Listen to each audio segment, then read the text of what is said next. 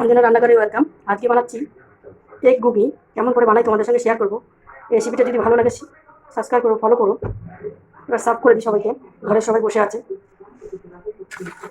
দিয়ে দেবো দোকানের মতন সব চাপ দেবো।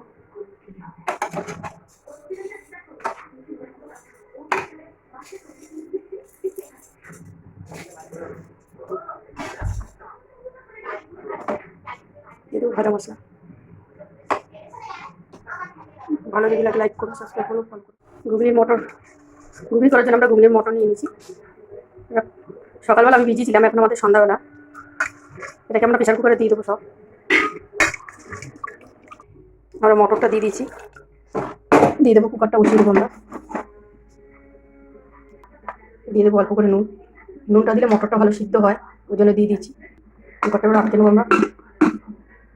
প্রেশার কুকারটা রাখতে বসিয়ে দিলাম। 4-5টা আমরা সিটি মেরে তারপর আমরা যতক্ষণ সিটি করুক ততক্ষণ আমরা মশলাটা করে নিয়ে আসি, যা যা লাগে দেবো আমরা। ঘুগনির মটরটা যে সিদ্ধ করে আমরা নামিয়ে নিয়েছি।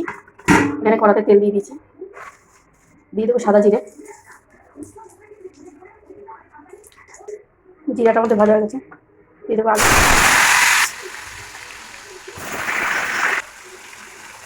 আলুটা আমরা দিয়ে দিচ্ছি। দিয়ে দেবো লবণ, আর দেবো অল্প করে একটু হলুদ। বেশি হলুদ আমরা দেবো না, ভাজার জন্য দেবো খালি।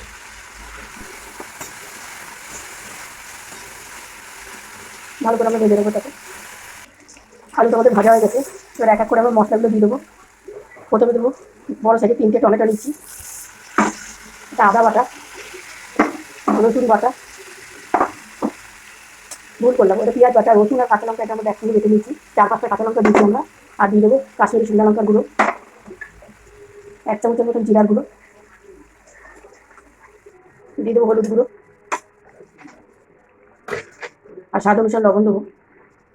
দিয়ে আমরা মশলাগুলো ভালো করে কষিয়ে নেবো।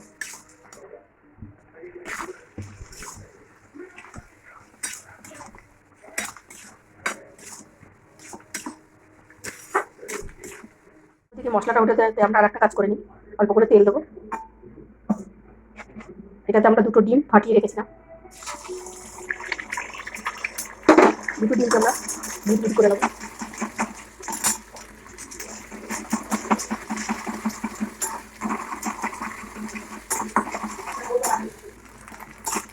আমাদের ভুজিটা হয়ে গেছে, গ্যাসটা দিয়ে দেবো। যত ভুজি হবে তত ভালো হবে। আমরা ঘুগনিটার মধ্যে দেবো, এটা ভালো করে মিশাতে হবে। যার জন্য ভালো করে করে নিতে হবে। গ্যাসটা লিখিয়ে নেবেন, নাহলে কড়া ভাজা হলে ভালো লাগবে না। এটা মধ্যে হয়ে গেছে।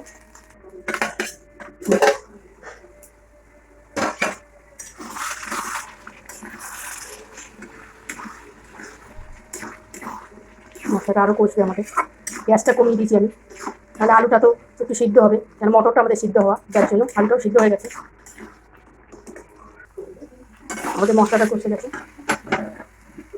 দিয়ে দেবো এর মধ্যে ডিমটাকে আমরা এর সঙ্গে একটু কষিয়ে নেবো। ডিম আর একটু বেশি দিলেও ভালো হয়। আমি 500 মটর নিয়েছি বলে তার জন্য 2টো ডিম নিয়েছি। আমাদের মশলাটা হয়ে গেছে, গ্যাসটা দিয়ে দেবো। মটরটা বসিয়ে দিয়েছি, দিয়ে দেবো মশলাটা দিয়ে দিয়েছি। বা দিয়ে দেবো জল। আমরা অনেকটা পরিমাণে জল দিতে হবে, এটা ভালো করে ফুটবে আমাদের।